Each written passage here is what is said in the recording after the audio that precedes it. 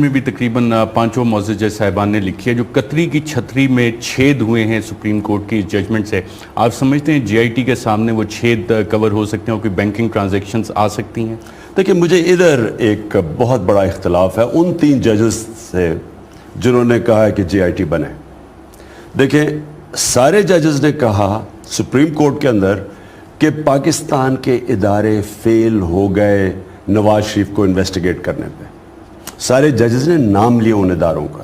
انہوں نے کہا یہ فیل ہو گئے. نیب کے چیئرمین جب آیا تو انہوں نے جس طرح جو اس نیب چیئرمین سے کیا ہے کہ تم نے انویسٹیگیٹ کیا اور اسحاق ڈار کا جو کنفیشنل سٹیٹمنٹ تھی کیوں نہیں آپ نے پروسیڈ کی. تو اس کے بعد ساروں نے ججز نے جو نیب چیئرمین کے متعلق کہا ہے تو اس کے بعد وہی نیب وہی ایف آئی اے وہی ایس سی سی پی اسحاق ڈار کے نیچے جو کہ کنفیشنل سٹیٹمنٹ ہے کہ وہ منی لانڈرنگ کرتا تھا نواز شریف کے لیے, اس کے نیچے اسٹیٹ بینک, اس کے نیچے ایس سی پی, ایف آئی اے ان کے نیچے گورنمنٹ کے نیچے ہے, نیب گورنمنٹ کے نیچے ہے. تو یہ ادارے کیسے انویسٹیگیٹ کریں گے نواز شریف کے پرائم منسٹر ہوتے ہوئے؟ میرے خیال میں مجھے جو بہت اختلاف ہے کہ ان کو کہنا چاہیے تھا نواز شریف ریزائن کریں پھر ان اداروں کو کہتے ہیں انویسٹیگیٹ کریں.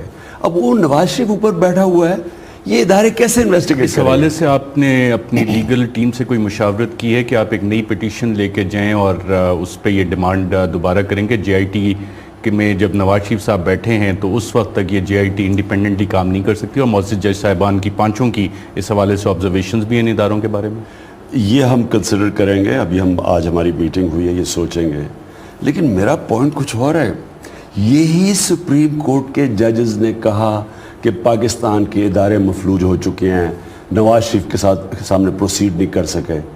تو یہی ججز نے وہ 2 کو تو نہیں, یہ جو 3 تھے, انہوں نے کیسے نواز شریف کے اوپر بیٹھے ہوئے کہا کہ وہ یہ ادارے انویسٹیگیٹ کریں گے؟ کیونکہ یہ تو کامن سینس ہے نا. یہ تو میں تو ججز کا کہہ رہا ہوں, ہم تو جو کریں گے. لیکن میں ججز کا کہہ رہا ہوں کہ جب انہوں نے سپریم کورٹ میں یہ کہہ دیا, ساری پاکستان کی عوام یہ کیس دیکھ رہی تھی. اب ساری عوام کیا سمجھے گی کہ وہی ادارے جن کو خود سپریم کورٹ کہتا ہے کہ بالکل فیل ہو گئے, اب کیا وہ کامیاب ہو جائیں گے نواز شریف کے اوپر بیٹھے ہوئے؟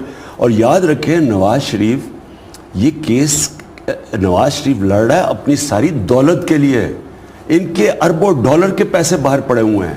ان کی یہاں بھی جو دولت جو ان ایکسپلینڈ ہے, یہ پورا شریف خاندان کا بزنس ایمپائر بنا ہوا ہے کرپشن کے اوپر, جو کہ جسٹس کھوسا نے گاڈ فادر کے جو انالوجی دی تھی.